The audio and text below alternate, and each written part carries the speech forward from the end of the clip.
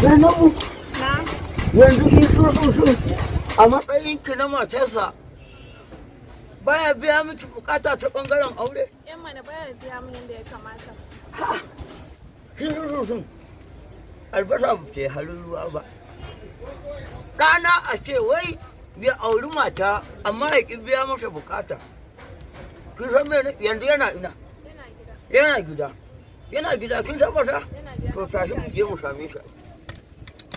Salamu alaikum. Salamu alaikum. Waye? Uban Kano. Fito.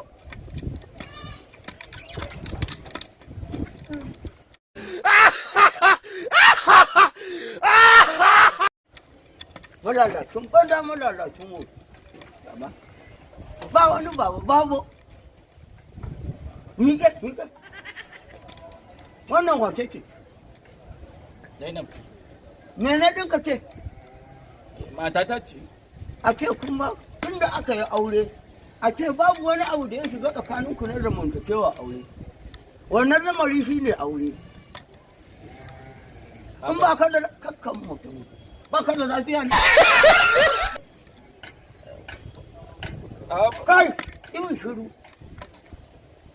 Munafuki, ka je gida, kana ji, ka je gurin mamanka, ka ce in bi ni ta duba ƙarƙashin gado, ta saka ƙullin magani guda biyu a cikin buhu, ta baka wasu, ka raun da ku sai inda ma magana kan. Za ka yi sauri ko kuwa?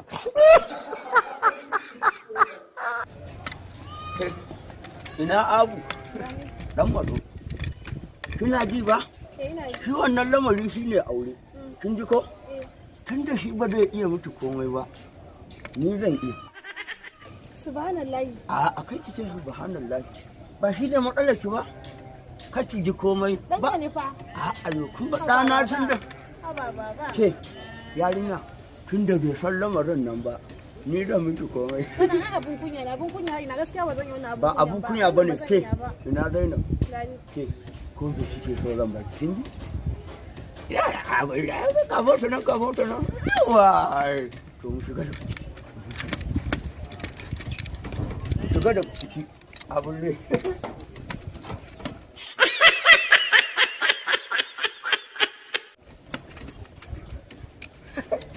Abin ne.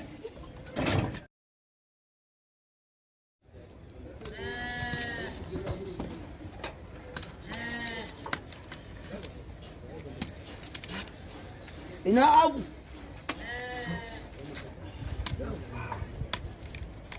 Ki san me nake so da ke? Wannan lamari kar kowa ya bi. To da wa zai tun na ga an sama abin da nake so. Yawwa! Kawai a fita harkar. Yawwa! Kina ji? Zan rika zuwa akai. Ko? Zan abin nake da kar kowa ya bi. Insha Allah. Kuma ɗaki. Maganin in ya... Ka dawo. Eh? Ka dawo. Jibi. Shi kenan abin kai abin amma da yaro a ce ka biya ma yarinya bukata ka kasa ni yanzu zan ci gaba da biya masa bukata insha Allah.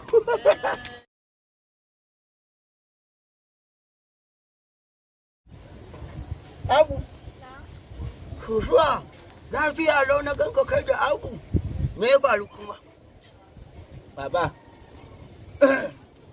Maganan gaskiya zamana ne da abu nake so in dan sawwake mata ita ma ta je ta dan samu kwanciyar hankali. Kamar yaya ban gane. Ina so in sake ta ne. Ka sakiwa? Abu. Abin za ka saka? Ke kwarai kuwa. Kana da hankali kuwa? Sosai. Me ya faru? Baba. Shushuwa. Abu. Zan sake ta kuma saki uku zan mata. Saboda me? Baba. Shushuwa. Maganan gaskiya. Eh. Abu tana ɗauki da wani ciwo ne. Ciwo? To ka kuma ni lafiyayye? A ce ita tana fama da wannan ciwo ya kamata a ce. To ina kace? ga wani. In ba rakin hankalinka ba, ga magunguna nan, ai akwai magani. Ina ce ba su ne. Baba, ta sha magani, na yi magani, na je asibiti amma ina abin ya ƙi yiwuwa ba. Hala ba su ne. Ba basir ba ce. Shawara ne? Ba shi ba ne. Typhoid ne? Ma typhoid na da sauƙi. Malaria ce? Ba malaria ba ne. Ina ganin corona ce ko? To kai, wannan fiwa ke ramin abu? Baba, Ya? tana da ciwon kanjamau.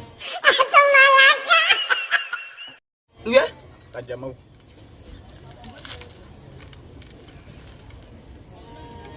Baba, Ya? me faru? Kace? Ai ban riga na sadu da ita ba. Dama duk matsalar nan da take ta kawo ma kara ta ce ban saduwa da ita. Matsalan kanjamau din ne yasa saboda dakta ya mun magana. Kaga? Ya mun magana. Ine ba kaman bayani ba. Yasa na ma bayanin yanzu. Amma abu Allah ne muke. Ne mata bayan sake ta yanzu. Abu, idan ne yarinya take abu. Kai, Na'am. ka sake ta ni kuma ta kashe ni. To ta yaya za ta kashe ka lokacin ka bai ba? Na sadu da ita. Na'am. Ka sadu Na sadu da ita. da ita? Na sadu da ita. La ilaha illallah. Muhammadur Rasulullah sallallahu alaihi wa sallam.